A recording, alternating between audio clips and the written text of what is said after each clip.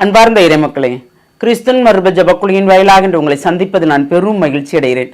மக்களை சந்தோஷமா இருக்கீங்களா? நிறைவா இருக்கீங்களா? மகிழ்ச்சியா இருக்கீங்களா? மன அமைதியா இருக்கீங்களா? மக்களே, ஆண்டவர் நம்மளோடு இருக்கும்போது அந்த மகிழ்ச்சியை யாரால் தட்டி பறிக்க முடியும் இல்லையா? இன்றவர் நமக்கு என்ன இறைவார்த்தை தருகிறார் பார்ப்போமா? இறைவாக்கினர் எசையா எழுதிய நூல் அதிகாரம் 60 இறைவார்த்தை 1-3 முடிய.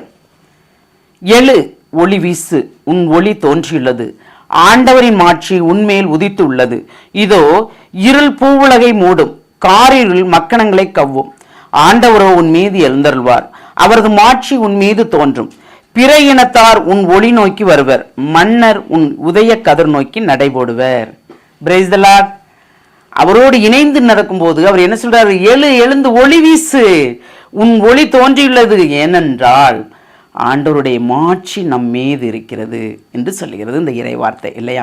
நம் இறைவனோடு இணைந்து நடக்கும்போது கண்டிப்பாக எல்லாமே நல்லதாக நடக்கும். ஏனென்றால் நாம் அவருடைய பிள்ளைகளாயிருந்து அவருடைய சொற்கேட்டு அவர் திட்டப்படி நாம் நடக்கிறோம் என்றால் அவர் சொல்லுகிற போது, இதோ இருள் பூவுலகை மூடும், காரிருள் மக்களங்களை கவ்வும். ஆண்டவரோ உன் மீது எழுந்தருள்வார், அவரது மாட்சி உன் மீது தோன்றும். ஏனென்றால் என்ன நடக்கப் போகிறது என்பதை முன்கூட்டியே அறிவிக்கிற தேவன் நம்மளோடு இருக்கிறார். அப்போ நம்மள்ட்ட சொல்லாம அவர் எந்த திட்டத்தையும் வெளிப்படுத்தாம எதுவும் செய்யலை இல்லையா? நாம் அவரோடு இணைந்து நடந்தோம் என்றால் எல்லாமே நமக்கு வெளிப்படுத்தப்படுகிறது. அப்ப அந்த வெளிப்படுத்தப்படும் போது பிறர் நம்மளை நோக்கி வருவார், பிற இனத்தார் உன் ஒளி நோக்கி வருவர், மன்னர் உன் உதய கதிர் நோக்கி நடைபோடுவர். அப்போ நாம் இறைவனோடு இணைந்து நடக்கிறோம் என்றால் பிறர் நம்மிடம் வருவார்கள். நாம் இறைவனுடைய திட்டத்தை பிறரிடம் செயல்படுத்துவதற்குண்டான ஆற்றலையும் வலிமையும் கொடுக்கும்படி செய்வார். தூயாவி மட்டும்தான் அதை செயல்படுத்த முடியும். மனிதரால் ஒன்றுமே இல்லை. நான் என்று சொன்னோம் என்றால் நாம் விழுந்து விட்டோம். இறை சித்தம் என்று இருந்தோம் என்றால் அவரே நம்மளை வழிநடத்துவார். எது எது நமக்கு தேவை என்பது அவருக்கு தெரியும். அனைத்தையும் அவர் நமக்கு செய்து தருவார். தருவாரா மாட்டாரா? தருவார், கண்டிப்பாக தருவார்.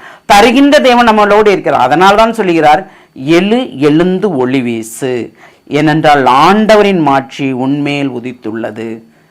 அந்த ஒளியை நிறைவாக நாம் பெற்றுக்கொள்ளும்படி கேட்போமா? எல்லாம் வல்ல இறைவா, ஆமாண்டவரே, இதுகால் வரைக்கும் நாங்கள் எப்படி இருந்தோம், இப்பொழுது நாங்கள் எப்படி இருக்கிறோம் என்பதை நீர் தெளிவுபடுத்துகிற அந்த கிருபைக்கு நன்றி ஆண்டவரே. உம்முடைய ஒளியால் எங்களை நிரப்பி பிறர் காணும்படி செய்திருக்கிறீரே, அதற்கு நன்றி ஆண்டவரே.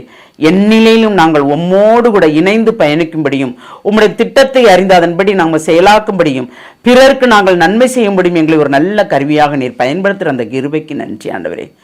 எப்பொழுதும் நாங்கள் உம்மோடு இணைந்திருக்கும் வரத்தை நீர் தரப்போகிற கிருபைக்கு நன்றி கூறி, இந்த நாள் ஆசீர்வாதத்தை நன்று உறுதியும் கூறி எங்களை முழுமையாக உம்முடைய இரக்கத்துக்குள் ஒப்புக் கொடுக்கிறோம். ஜெபம் கேட்கும் நல்ல பிதாவே, ஆமேன், ஆமேன், ஆமேன்.